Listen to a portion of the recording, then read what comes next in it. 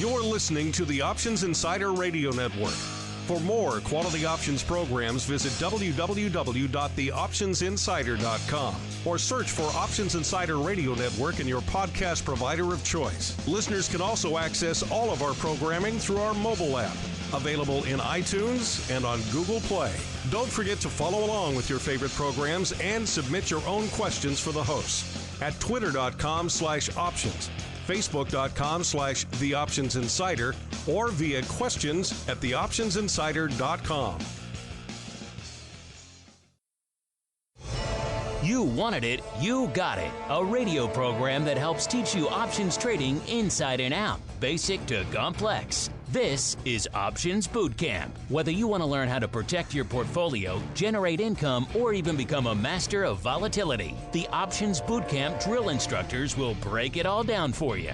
Options Bootcamp is brought to you by NASDAQ. From its inception, NASDAQ has been an innovator and agent of change in the financial markets. It's in our DNA. From the development of electronic trading to our drive to bring enhanced functionality and world-leading technology to our suite of 6 options exchanges, we exemplify customer focus, consistent technology, and streamlined solutions.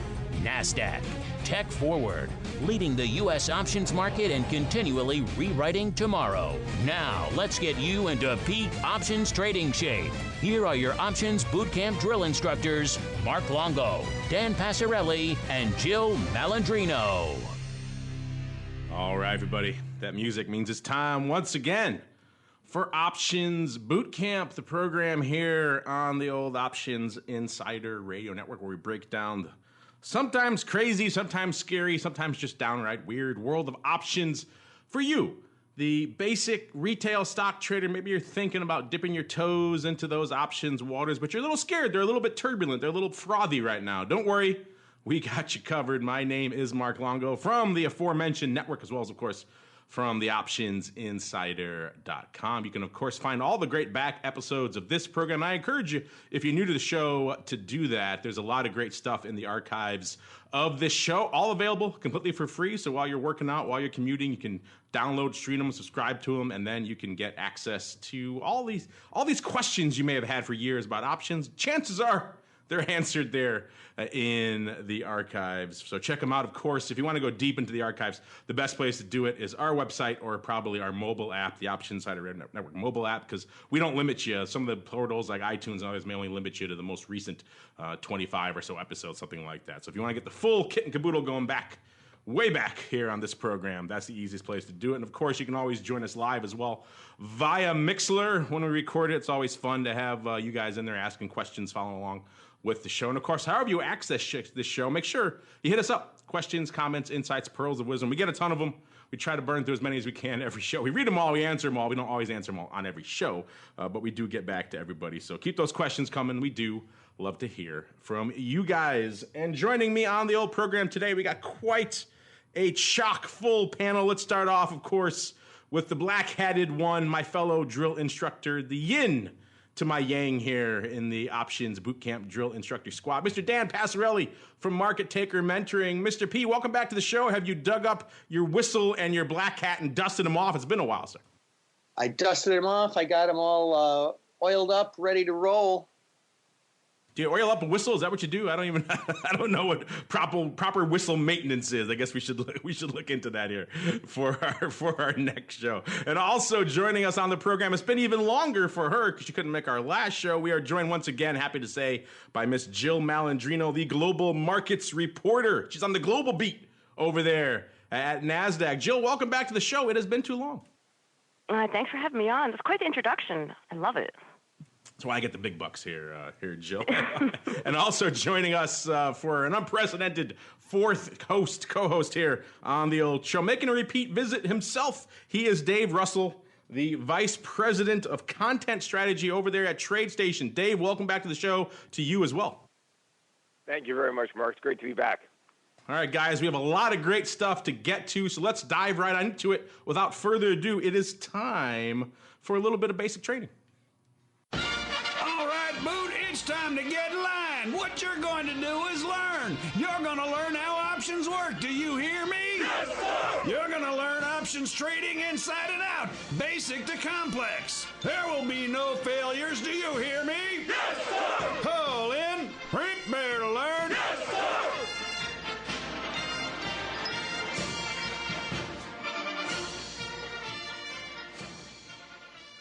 All right, everybody. Welcome to the basic training segment. Like the name implies, this is the portion of the show where we break down some basic options, concepts, strategies, techniques, tell you how you can utilize them in your own portfolio. In this case, maybe explain some things along the way. And you guys have probably noticed the markets have changed a little bit since the last time we had everybody gathered together around the old options bootcamp drill instructor squad. In fact, if you go back a few months, of course, to 2017, the narrative for pretty much the entirety of that year was, where the heck is the volatility? Where did it go? VIX is dead. Long live the VIX.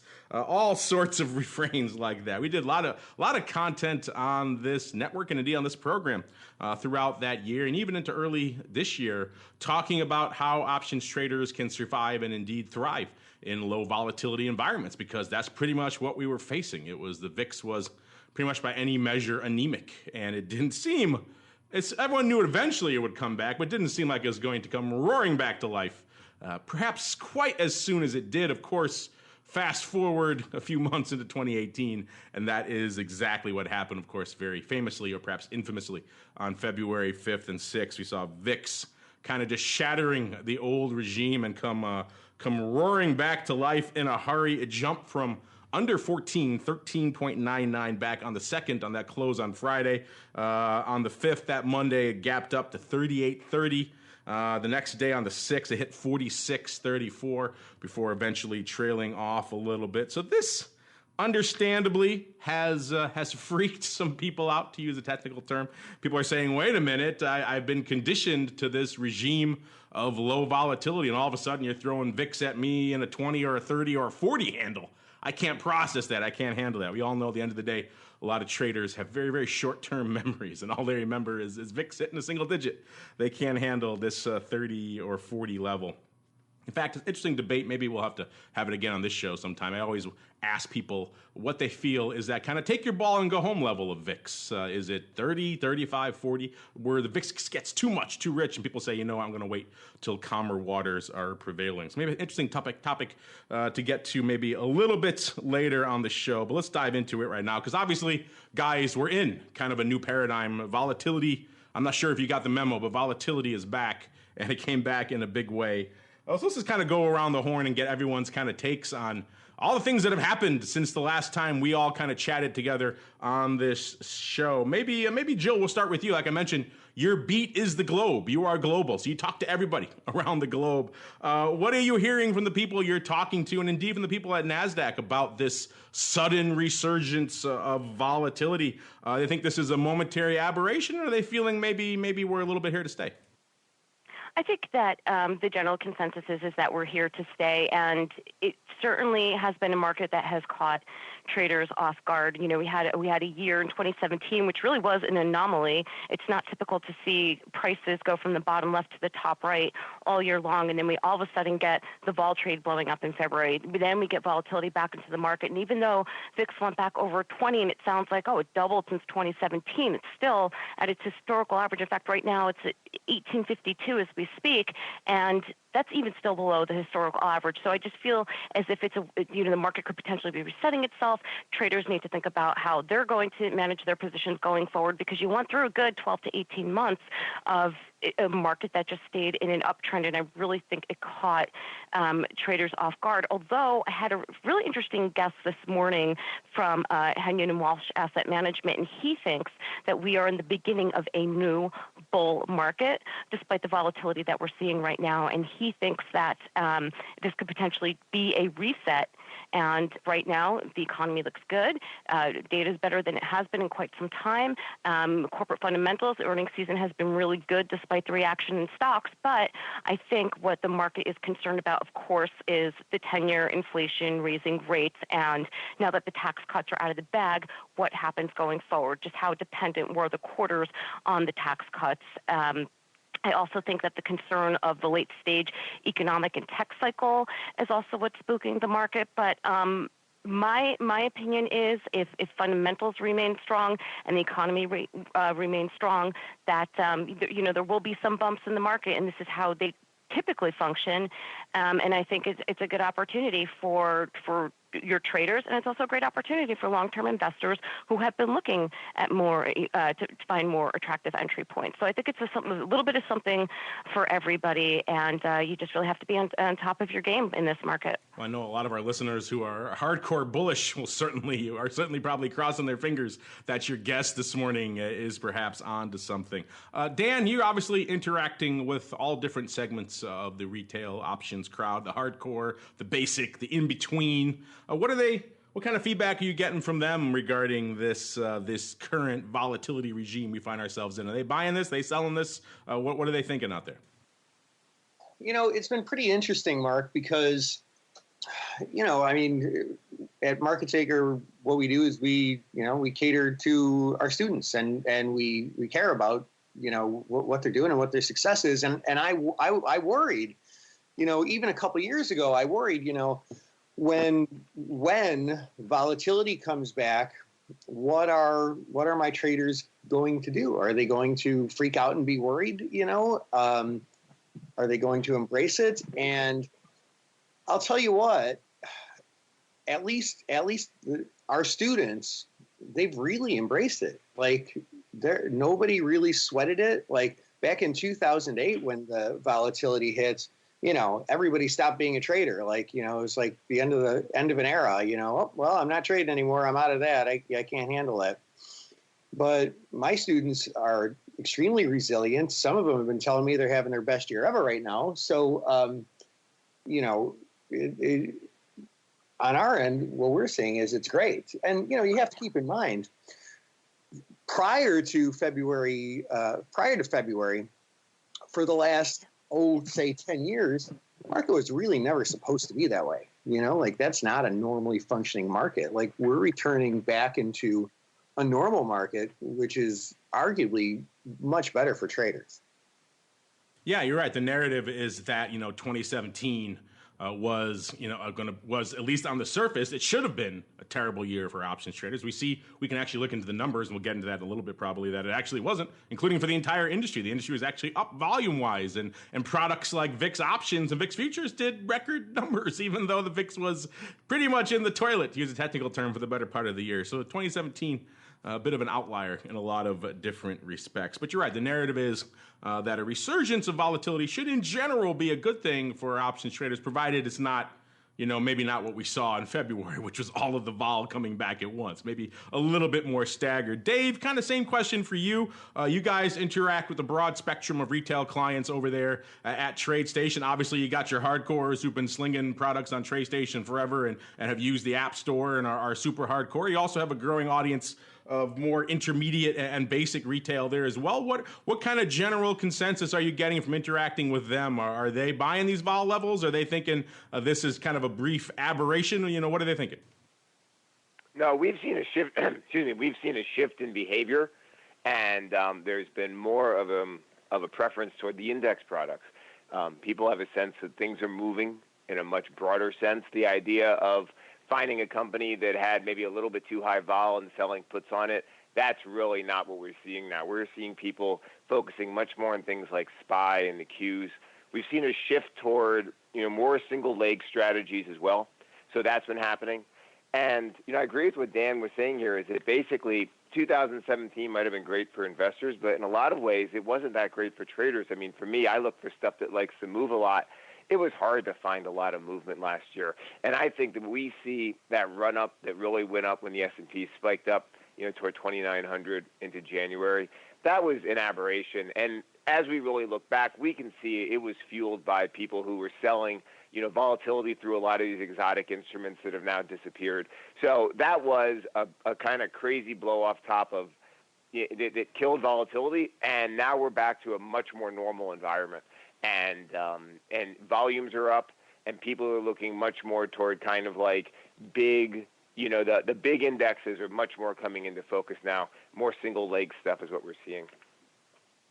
Yeah, you mentioned those products that blew up, and we're going to get to all that in a bit too. That's quite the hot topic in the world of volatility. Before we get to that, we've kind of been throwing around these terms like normal and low and high for vol. Let's kind of define a little bit of that because volatility is a subjective thing, and what is high to one person is obviously could be low to another. But let's look at the data. Actually, in April, I believe, was the 25th anniversary of VIX kind of as an index being conceived. Of course, it's gone through many permutations since then, but that means we have a lot of data points to crunch. 25 years worth, over 7,000 in terms of just the closing values out there on VIX. When you look at that data, it kind of gives you maybe a better frame of reference for what perhaps is normal and what is high and what is low. During those 25 years, the average, again, this is all closing data, not intraday, listeners.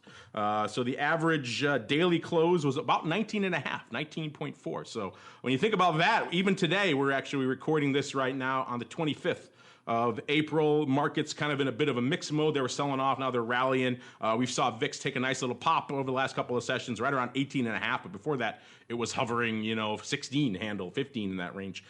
So even still at 18.5, which people might be saying, wow, that's rich. It's actually almost a full handle below that average daily close of 19.4 there. So when you're talking about average levels of VIX and what's high, what's low, kind of just keep that in mind. Those of you who like medians out there, the median daily close about 17.5. The minimum daily close, you guys probably remember this one because it wasn't too long ago. It was 9.14 back in November of last year. We talked about that a lot on the network. The max daily close, 80.86.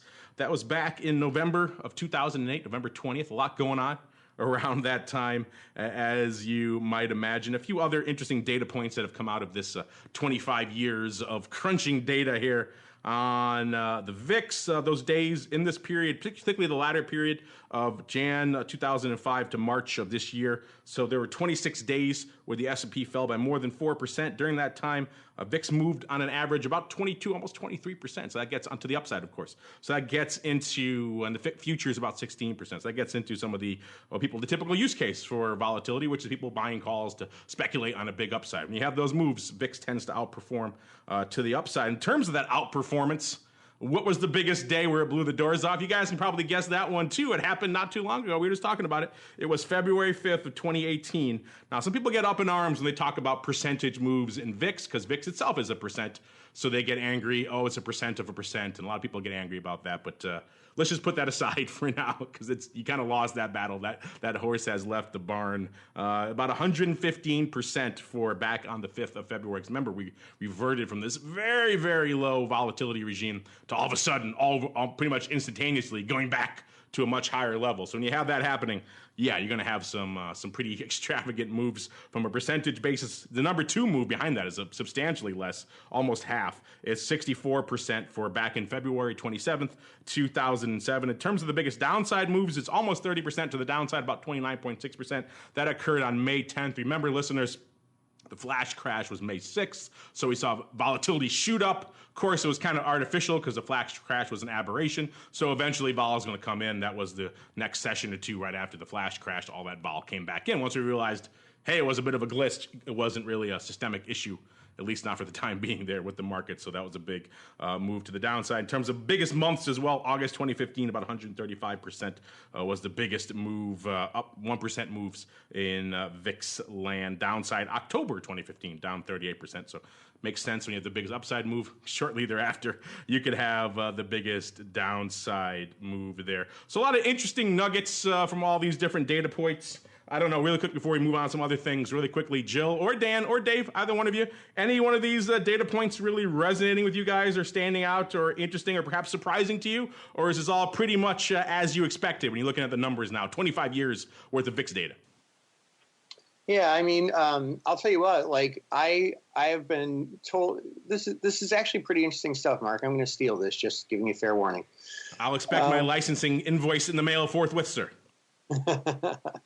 But I've heard the average number stated, like Jill mentioned before, we call it 20%, close enough, and that's kind of an interesting figure too, because what that includes is it includes a lot of the big gigantic spikes, like the 80.86% back in 2008.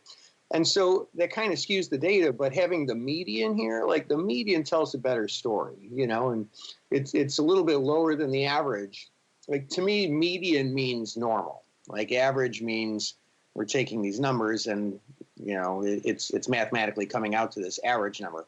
Median means normal. And that's really where we are right now, right? So, I think it supports what, I guess all of us in some way or another were saying that now we've got a trader's market. The market is functioning exactly normal. The fear is pretty manageable, like the VIX goes up when it should, as it should when the market falls a little bit, but, there's not panic and blood in the streets. So, this is all real interesting stuff. Yeah, I'm kind of with you. As an old school, SPX guy, I always kind of bristled at that number I guess bandied about a lot of. The 20 is the long-term average of the VIX because it just didn't ring true to me. I always thought it was much more in the mid to high teens. And that 17, you're right, that 17 and a half or so median level. Let's get the exact number here so I don't misspeak. 17 and a half, yes. That I'm with you. That seems much more to be in line with just my own personal anecdotal experience, having traded the SPX for a number of years, which is, of course, the mothership that drives, or at least it's supposed to drive, all of the things going out there in VIX. But of course, now, fast forward to today, we are in, at least for the time being, a higher volatility regime. We said, VIX cash about 9 handles above the low that it set recently, and actually about a handle above that long-term mean there. So we are in a little bit more frothy waters. Obviously, Dave, you kind of broke down before what you're seeing. Some of your clients, kind of how they're fading, or perhaps not this return of volatility. But if they're out there, maybe there are more newcomers to the option space, like a lot of listeners of this show. What should they be thinking right now? Should they be saying, hey, vol is juicy, I should be out there blasting away on my income trades and my put selling, or should they be more concerned about getting whipsawed or stopped out? What are you counseling people over there at TradeStation?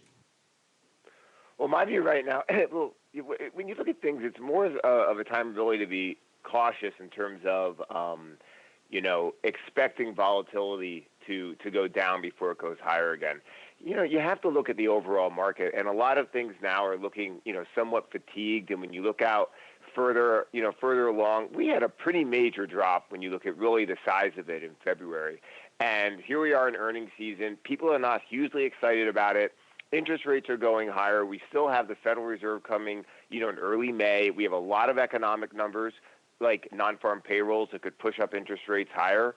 And if anything, it makes more sense to be thinking about waiting, to be selling volatility.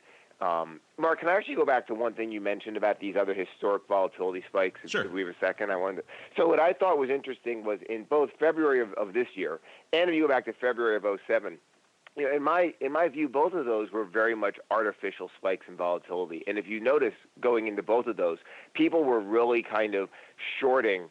This year they were shorting volatility via those instruments. But if you go back then, there was a gigantic short yen trade in early 2007 that started in a lot of 2006. People were shorting yen.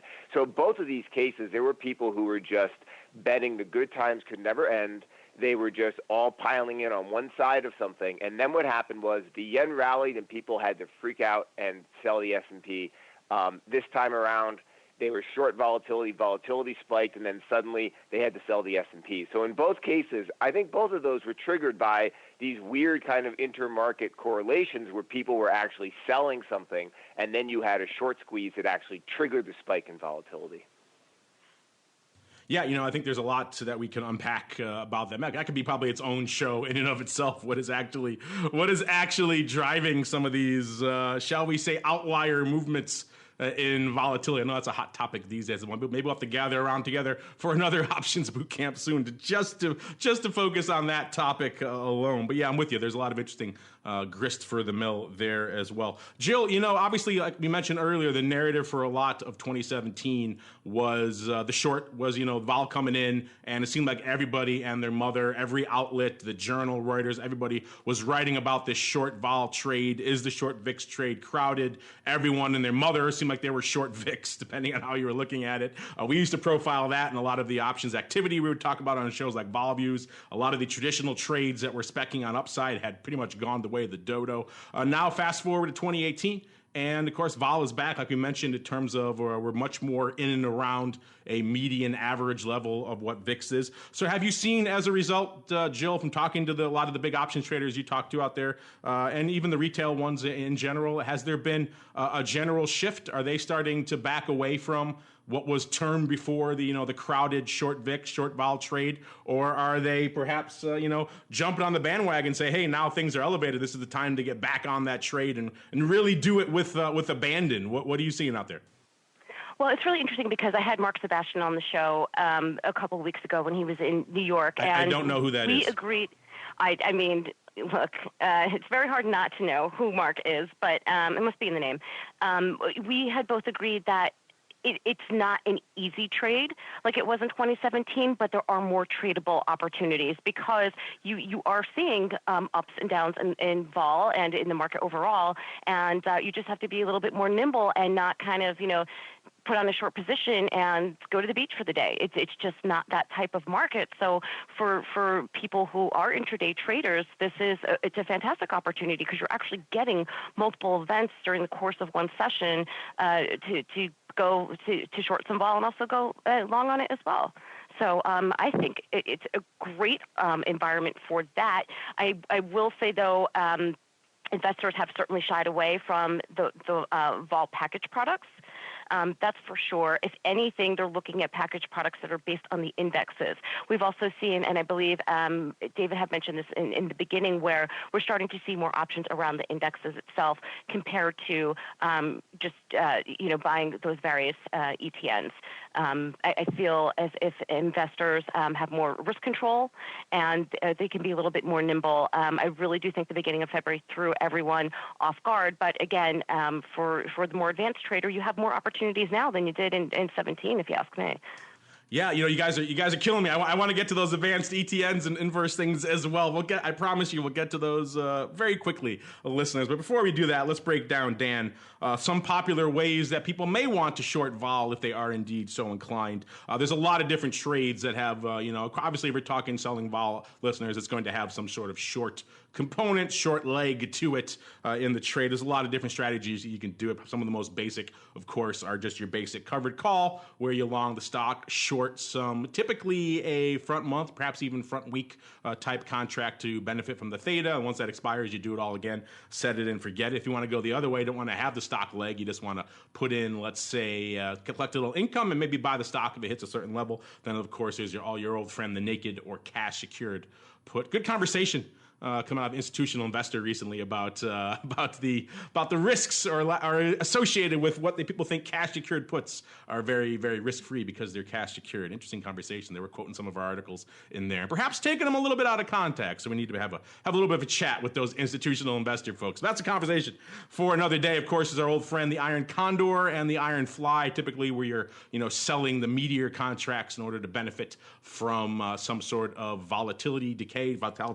But of course, you have the other legs to hedge you. Short verticals. Dan, there's a lot of ways that people can go. Right now, when you're talking to a lot of your mentees and they're coming to you, basic, intermediate, or advanced, and they're saying to you, hey, Mr. P, I want to short some vol. What are some of the ways, how are you usually steering them, and what are some of the popular trades that they're putting out? Are they all a bunch of Iron Condor crazy folks like everybody else out there? Well, as you know, Mark, we try to guide people to putting everything in their favor as possible, So obviously, when you're shorting vol, you got your theta and, hopefully your vega working out if you have a well-structured trade. But like a lot of folks, we look at some directional trades also. Things like when the market is down and when volatility is really high, selling some put credit spreads. The really wonderful thing about doing that when volatility is high is, because the spreads get so much richer, you can naturally sell a little farther out of the money and get the same profit potential. So, that's kind of nice. You sort of have this built-in wiggle room, although to be fair, you need it, So we're looking at a lot of that with some of our traders. We're also looking at what's nice also, especially when the market is down, there's some really wonderful time spread opportunities, particularly somewhat directional time spreads, like using a slightly higher strike, specifically using the calls because they're out of the money. because then you can potentially get the best of both worlds. Theta, take advantage of term structure. And also, if the market does rebound a little bit, you sort of get a little extra oomph because if the stock gravitates towards that strike, that can help you a whole bunch too.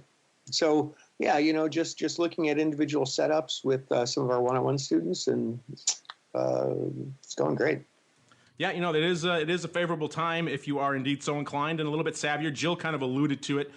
These are not times where you can kind of do a lot of those set it and forget it trades, though. If you are going to be trading, particularly selling options in a higher volatility environment, you kind of want to be accessible to your screens. If you're going to sell a put and then go off to Antarctica for, or sell one of these spreads, Dan's talking about, and then go off to Antarctica for a month or two, probably not the best idea. So if you're comfortable with that and you're a little bit more hands-on with your trading style, then this is probably in a good environment for you. If you're not in that style, then perhaps some of the more traditional type set it and forget it type trades that you're used to using in an IRA, like maybe your basic covered call and things, are probably a little bit easier ways to go. Speaking of, really quickly before we move on to some other topics, we are talking mostly about high vol here, but it is worth noting, people have these just kind of dyed in the wool ideas that high vol equates to a great time to sell premium, low vol, not so much. We kind of saw that put to the test last year when it was pretty much very much a low volatility environment. But still, remember, when you're selling options, you're trying to harvest what is called that risk premium, which is the difference between the implied volatility level that the options prices are actually pricing into the marketplace, so real prices, versus the realized, the historical vol, the actual volatility that the actual underlying is exhibiting. And usually it's a pretty rich premium. It could be upwards of 6 percentage points sometimes. So even in the times of back when the VIX hit its low of 9.13, around that time, the realized volatility in the S&P was about a 5.5 to 6, somewhere in that range. So you're still talking a 3+ percentage point premium there in terms of harvesting premium. So it is possible to do this and still collect decent returns. In fact, our friends over there at ORATS, they do a lot of great back tests, and they ran one after all this narrative about put sellers blowing out around February 5th. They ran effectively a back test on just running and writing at the money SPY puts and see how that performed back for years. And the average annual return they got on that strategy, even including, this is through February only, so it's from about 2016 through February. So you think that would be a bad day. Even still, the average annual return was about 8.5%. The worst month, as you probably could imagine, was February, but it was only down about a little less than 4%, about 3.94%, which that same month, the SPY was down over 7%. So even in that environment, I'm not saying you need to go out and blast away at puts, but it is kind of maybe worth questioning some of these long-held ideas people have about which environments are favorable for one. Of course, in the high vol environment, you can get whipsawed out and stopped out and have a bad result as well, despite the fact that you're collecting more premium. All right, we got to get to this other hot topic here, which has kind of dominating the volatility headlines ever since February 5th, which is just a lot of the fallout we saw from the just immediate resurgence of volatility. It wiped a few very popular volatility players pretty much off the board, off the map, including XIV and SVXY, which are, of course, very popular inverse, at least they were, very popular inverse volatility ETPs out there, which effectively attempted to replicate that trade Dave referred to earlier, a very popular trade of people getting out there and shorting VIX. And they thought they don't have the futures accounts to do it. Maybe they don't have the wherewithal to go out there and replicate this by shorting futures, or they didn't want what they perceived to be that risk from being naked short VIX futures. So instead, they picked up a product like an XIV, which was trading north of 100 at SVXY going into that February 5th debacle. And then, of course, got brutally annihilated subsequently and pretty much was delisted shortly therein. SVXY, a little bit of a different beast. They survived the meltdown. They got down to about a 10 or so, I believe, in that range. And then after they seemed like they survived, people thought, okay, the worst was over. At least a lot of people did. We were, of course, counseling a lot of caution, I should say, really, on that ETP because we didn't know. We were waiting for the other shoe to drop, and of course it did about a month later or so when the SVXY issuers decided, you know what? this risk is maybe a little bit too risk for our blood. Maybe some word that some of their back office folks and some of the people on the margin side maybe forced their hand a little bit as well. But either way, they pretty much took the teeth out of SVXY. They cut its exposure in half, pretty much after hours, instantly with no warning to anyone. So again, seeing how I guess people have termed it issuer panic risk is a big unknown when you're talking about a lot of these products. So this is, of course, awakened an immense debate in the space about these inverse products, whether they should have even been approved at all, whether regulators did their job. It seems like there's almost a religious schism on these. Some people think they are literally the worst thing that's ever happened to the markets. Other people think, hey, they kind of did what they were supposed to do and what they advertised. Maybe they buried it in their prospectus. But XIV always said it could have a quote-unquote acceleration event. So this is kind of not an unheard of or unfeasible scenario, even though it was highly unlikely. Dave, maybe we'll start with you because a lot of people are focusing on the brokers as a result of this. In fact, we saw Fidelity yanked a lot of these products for a while after this big meltdown because they just didn't want their clients touching them. What was your guys' response over there at TradeStation to all of these products kind of melting down? And then, going forward, what are you guys doing to make sure that you're trying to funnel the appropriate people to these products? Well, it was just kind of all hands on deck when all that was happening, and we had our team really focus on just maintaining good communication with the clients and really watching. Overall, things didn't go that badly when you look at the overall size of things. It didn't go badly really at all. It was something that our customers were able to weather, and our teams really just focused on staying in there and communicating with the clients and making sure people understood the way these products behaved. We did raise the margin on all the different leverage ETFs. That was our main response. So it's just been kind of an approach of, good customer communication and a little bit more in terms of the margin. But, I'll say as overall as a long-term option trader myself, I feel like with these products, I personally feel like I'd rather just trade options myself because essentially, these products are doing things that the options market does. I'd rather be trading the options myself. To me, it just kind of makes more sense, but that's just me in general. I think if people really understand how to create option strategies, they can achieve all the same stuff that these products do. Yeah, that, of course, has been kind of the rub for people, who are in the weeds like us. They probably weren't using these, or if they were only very slightly, and because they could do it better and more effectively themselves. The danger obviously came when a lot of people who clearly had no idea, and I was kind of amazed myself in the wake of all this fallout of XIV and SVXY, just how widespread that trade had really become. People were hitting us up on the network who clearly had no business even buying a stock, let alone an inverse volatility ETP. So that kind of opened my eyes to that maybe we as an industry as a whole, I know it's hard to gate these things because brokers need to make money, exchanges need to make money on transaction feeds and things, but maybe we as an industry need to do a little bit better job of kind of filtering that. Some people have raised the prospect of, you have to have an approval level, in terms of 1, 2, or 3 to do things like write options. Maybe we need something similar for people who are going to hold funds that have effectively short positions. What do you guys think about that at TradeStation, Dave? Is that something you guys are implementing? Maybe, newer splash pages or drop-down menus saying these are the risks inherent in these products? Or have you guys given any thought to maybe trying to put a few intermediary layers between basic clients and some of these products?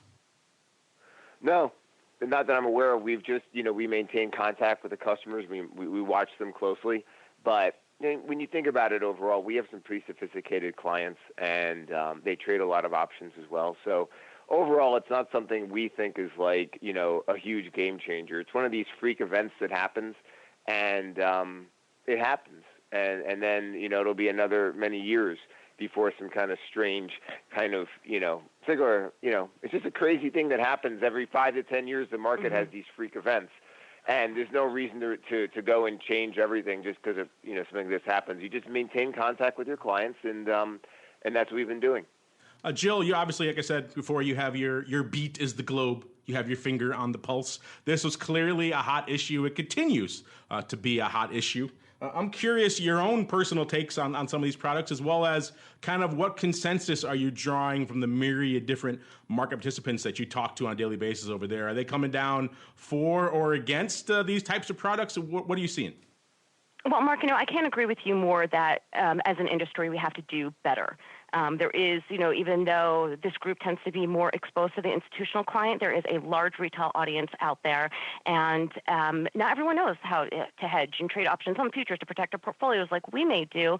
So when they hear about inverse volatility products, oh, that sounds like a hedge, but you know what? They're not meant to be overnight products. They're not meant to be for the retail investor, and we do need to be better, and we do need to explain how these products work, and that's why we're on shows such as this, and that's why we try and promote as much options education content that we can on Trade Talks. I will tell you that one trend that we're seeing, and I've had a couple folks on from the issuers, are either 1 time, 1.25 times, or even a little bit more leverage on the S&P 500 or on the other indexes as well, which provides a longer term, more natural hedge for retail investors. And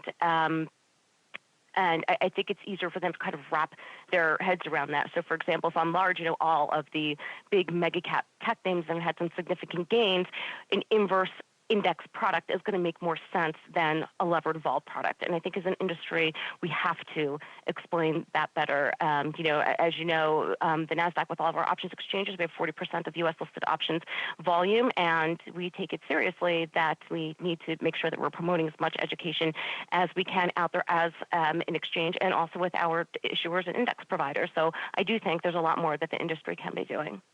Dan, you're boots on the ground out there with the retail folks every day. First off, I don't think you and I have had a chance to chat about this. So what are your thoughts in general on these, I like to call them, these Franken products that are attempting, to replicate something else using all sorts of interesting means to do it. So what are your thoughts on these inverse vol products in general? Pro, con, kind of indifferent? And then B, more importantly, what has been the response from your clients and mentees in the wake of all this debacle?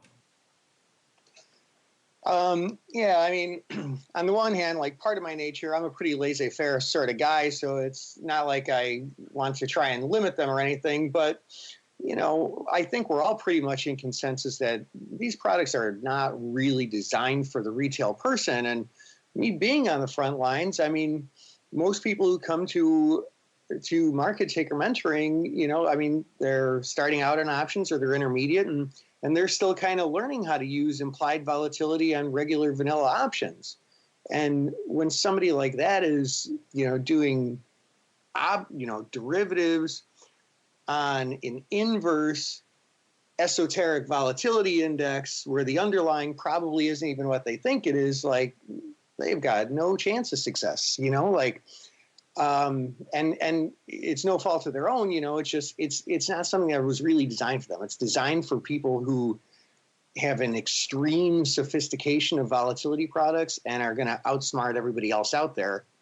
And, if that's not you, listeners to this show, in my opinion, it's probably not designed. Some of these products were probably not designed for most people who are our typical listener. So just to help you guys, for me, focus on the fundamentals. In my personal trading, I've been doing this a long time. I was down on the CBOE floor for a number of years trading. I tend to trade regular vanilla options. Focus on the fundamentals. There's an extreme amount of opportunity there. And if you want to talk about hedging things, options are a perfect, pretty clear-cut hedge with no complexity. And, don't get me wrong, options are complex, but nothing as far as inverse volatility indexes.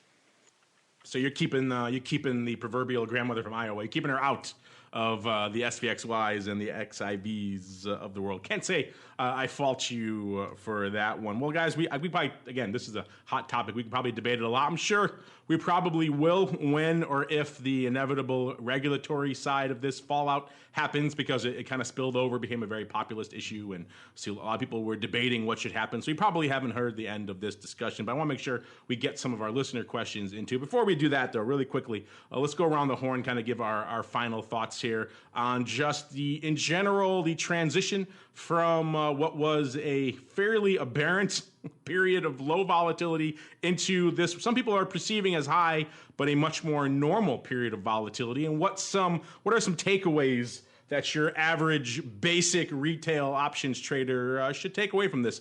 Dave, we'll start with you. I know this is a big growing audience for you guys at TradeStation now with the rebrand and kind of the relaunching of TradeStation there. A much more basic crowd coming to the fold. What do you think are some takeaways they should have from this change of volatility regimes? Well, I think off the bat, you always want to remember to be thinking about, in some ways, to be going against what everyone else is saying or what the expectation is. The market prices in a great deal of fear, and that is usually with things like volatility. You want to let those things spike. You want to have a real sense that it's past before you actually turn on something. That's one thing I have right off the bat. And another thought is that you want to look across all the different things that are in the markets. You want to be able to look at things like interest rates and oil to have a sense of, are we in a situation now where the groundwork is falling out from under the market, or are we in a place where things are still very healthy? I think right now the most important thing is for people to understand really how far we've come. And this market has had just an incredible run for the last 2 years.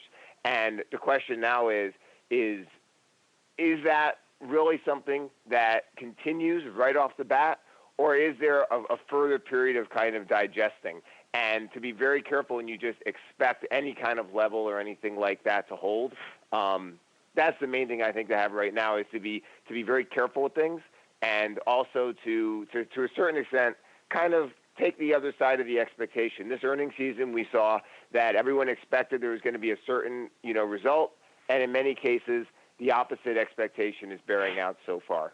So that's the main thought I have right now. Jill, same question for you. People listening to this show who are maybe dipping their toes in the options waters, maybe they're a little spooked, maybe they're excited by this return to a we won't say high, a somewhat more normal level of volatility out there. What are some takeaways that they should have for their own trading? Well, I don't think it's anything that they should be afraid of. Of course, it is scary when you have your own capital on the line. But what's interesting with this environment is you have a generation of traders who have never really traded in an elevated volatile market, with the exception of a few specific instances throughout the year, but not a prolonged tape of elevated volatility. And you also have newer traders entering the scene. And I think this is an excellent time for some good learning opportunities and working with people like Dan over at Market Taker. And I think this is a good environment for that. It's easy to make money when the market consistently goes up. It's easy to simply look at, passive investing options and close your eyes. But this is not that kind of market. It's when things are hard that you have your best opportunities to learn. So if you've never traded a volatile market, if you're first going into it, this is the good time to get in, learn how to manage risk. It's not easy trading your own money. So it's better to kind of learn those hard lessons now than not be prepared much later when you might, tend to double down on things instead of being more of a risk manager.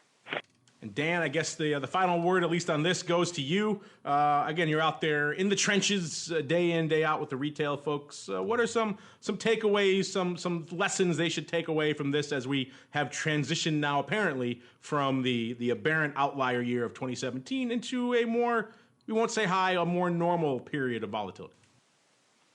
Yeah, it's a great time to embrace it, make it work, and don't be intimidated. Look at it as a challenge. I mean, if you're somebody who has been trading options for a long time, you've been doing all right, awesome. Take this time to get better and be a little bit more cautious, because larger profits are possible, larger losses are possible as well. So, if you're trying new things and you are in a new environment, maybe test some stuff out with some one lots.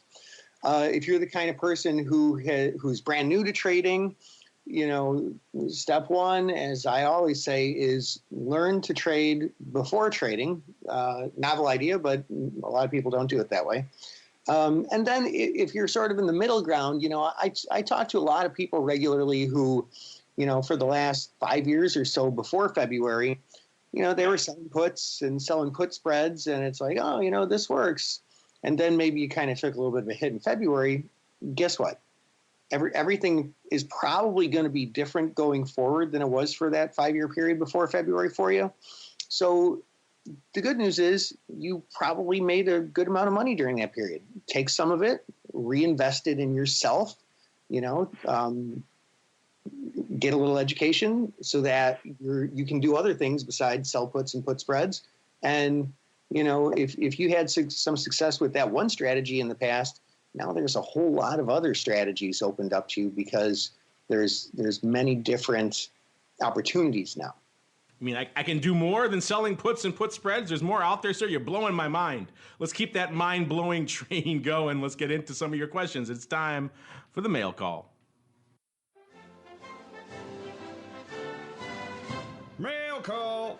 Time to look at questions submitted by our listeners.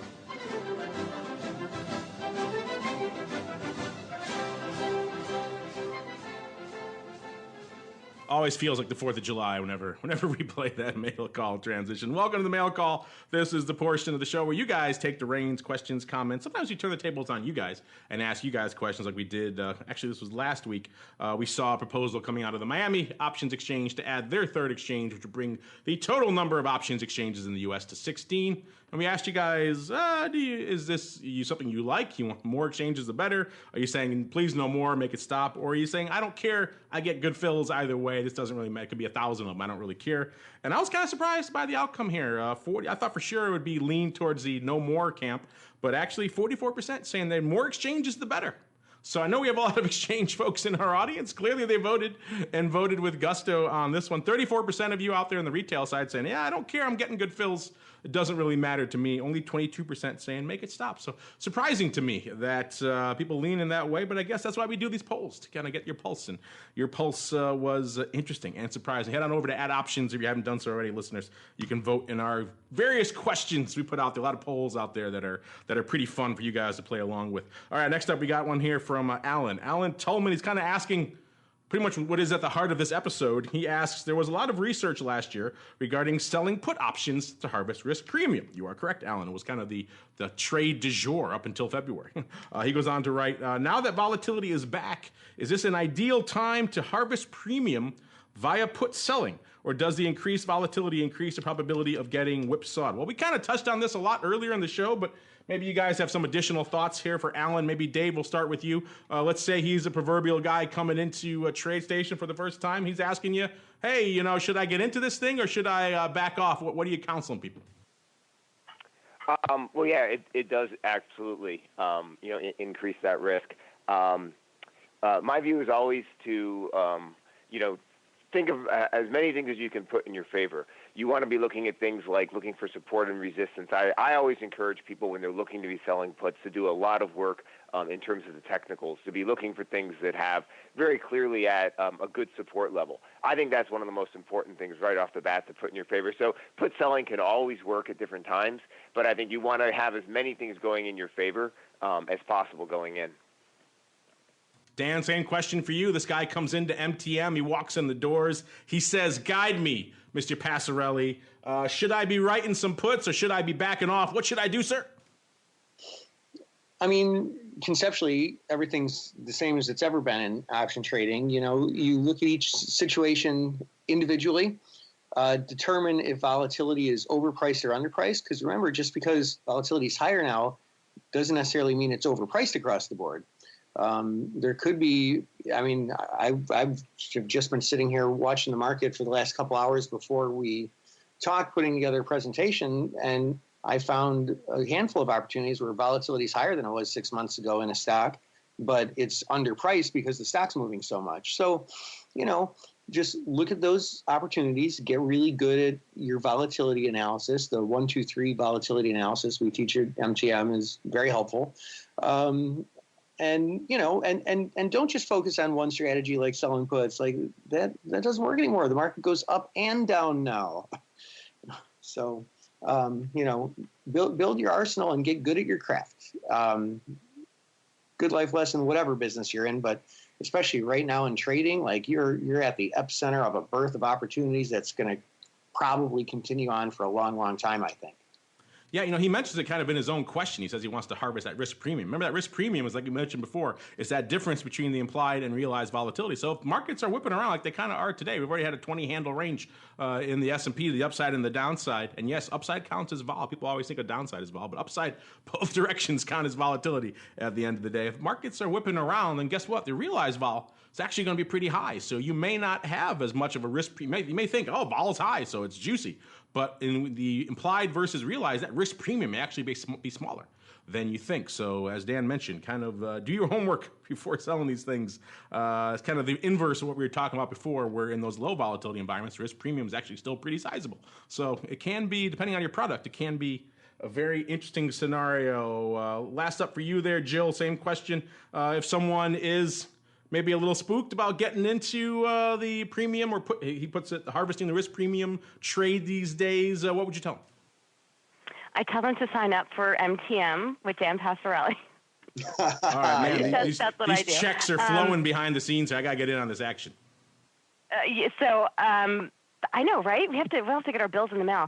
But no, I agree exactly with what you guys have been saying, that it is important to recognize that vol goes up and down in up and down markets. And even though the tape might look scary, as Dan had said, this is a fantastic learning opportunity where you're going to have to learn how to manage multiple positions and multiple strategies. Like I said before, it's easy to make money when the market is going your way, but it's when the market is a little bit more volatile that you learn your best lessons. So I think it's an opportune time for everyone, as long as you take the time to educate yourself and test your strategies, do a little bit of peeper trading, and educate yourself as much as you can. This is a great opportunity for that.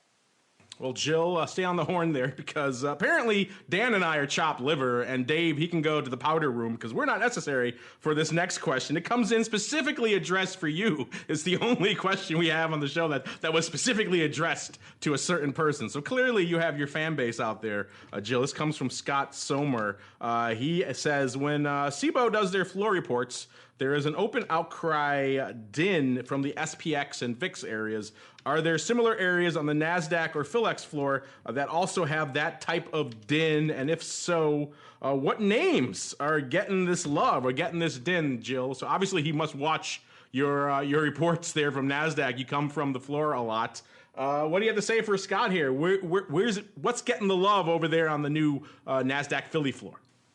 All right. Well, thank you very much, Scott. It's really interesting because when we report from the market site, even seasoned professionals will come in and be like, oh, we thought you guys have a floor here, but we are actually the first all electronic exchange. So we don't have traders at the market site per se, but our new NASDAQ PHLX options trading floor that we reopened in April, we moved from one part of Philadelphia to the other, that has an open outcry feel to it, where we have not NASDAQ brokers, but the market makers and other brokers and wirehouses that we work with. It's there. So it really, actually, we probably have, if not, we have a few hundred people on the floor there between operations and the market makers and traders and brokers. So that certainly does have a feel to it. In fact, they probably have more people than what's in the pits in Chicago right now. So that's good to see. And it's one of my favorite places to report from. I would say my other favorite place when Dan and I first started doing content together was in the old ag room at the CME, but those days have gone, and we're leading the way with electronic markets. So. Indeed, those days have gone the way of the dodo, unfortunately. Well, great questions.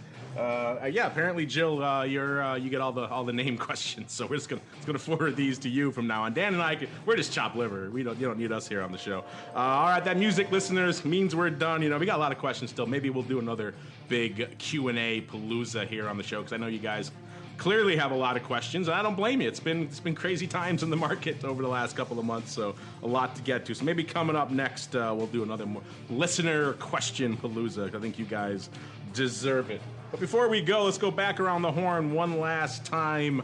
Let's start with you, Dave. I know you guys just did a big push over there for the new kind of, I don't want to see, reconstituted, shall we say, trade station. I'm sorry I couldn't get out to New York and get my blue haircut, but it looks kind of fancy. But if someone's interested in checking out all the new bells and whistles you guys have to offer over there, where should they go? What should they do? Well, we're always doing all kinds of onboarding, and some of our colleagues on the education team are always doing webinars and stuff to get people involved. Just go to tradestation.com. Don't forget that if you're a military veteran or a first responder, we offer, commission-free trading on options and equities for those people with our salutes program. And we also have special offers for people opening IRAs. So there's a lot of ways to get involved in TradeStation. I should mention, too, you guys do a lot of content over there. You're the VP of content over there, after all, at TradeStation. So what kind of content can people look forward to from you and your team over there at TradeStation when they're not busy trading, Dave? A blog called Market Insights, and that's right there on TradeStation. And we write about some options trading as well. There you go. Check it out. You do have to log in to get that content, but I think you'll probably enjoy it over there. Probably see some of that popping up on the Options Insider sometime in the near future as well. And Jill, when you're not busy running around to the pits with the loudest din on the Philly floor, what can people expect from you and the folks at NASDAQ coming down the pike soon? We have such an awesome first couple of weeks of May lined up. So make sure that you're following #Trade Talks on Twitter. We will be broadcasting live from the Options Industry Conference in Florida, May 2nd through the 4th. And we will have Mark Longo on at 3 o'clock on May 2nd. So really excited to have Mark on the other side of the table with me. I hear that guy's terrible. I would not have him on if I were you. And even more exciting, I am moderating a panel on Friday morning, and TradeStation's very own Travis McGee will be one of my panelists, and I will also have him on the show in New York on March 10th to kick off our monthly series with TradeStation. So we have a lot of great things going on with our partners and with the conferences this month. There you go. The big OIC conference coming up. We will be down there doing a lot of our content as well. Maybe I'll swing by and hang out with Jill a little bit. It should be fun. So stay tuned for all that good stuff. You guys know where to follow Jill and her content over there at NASDAQ, or the #Trade Talks to get all of her. She does a lot of them, so check them out. They'll keep you busy over there.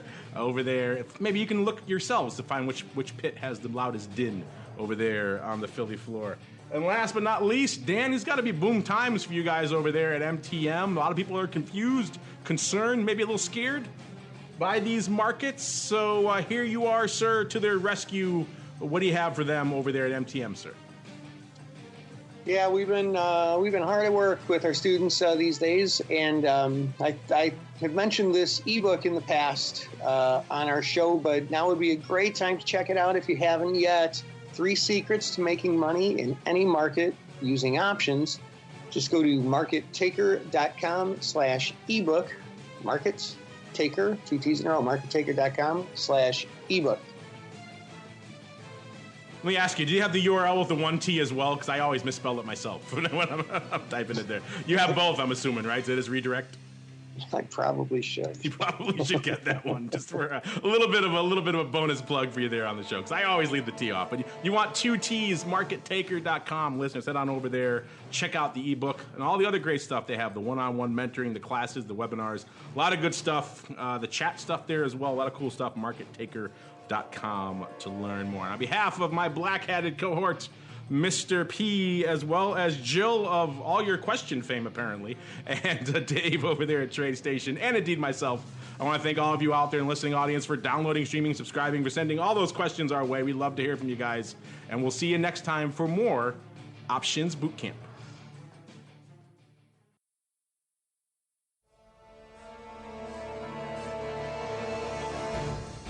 Options Bootcamp is brought to you by NASDAQ. From its inception, NASDAQ has been an innovator and agent of change in the financial markets. It's in our DNA. From the development of electronic trading to our drive to bring enhanced functionality and world-leading technology to our suite of 6 options exchanges, we exemplify customer focus, consistent technology, and streamlined solutions. NASDAQ, tech forward, leading the U.S. options market and continually rewriting tomorrow.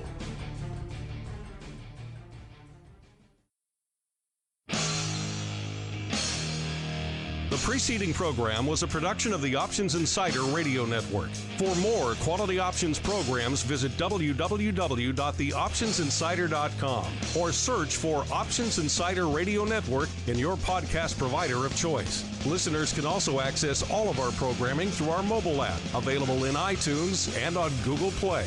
Don't forget to follow along with your favorite programs and submit your own questions for the hosts at twitter.com/options, facebook.com/theoptionsinsider, or via questions@theoptionsinsider.com.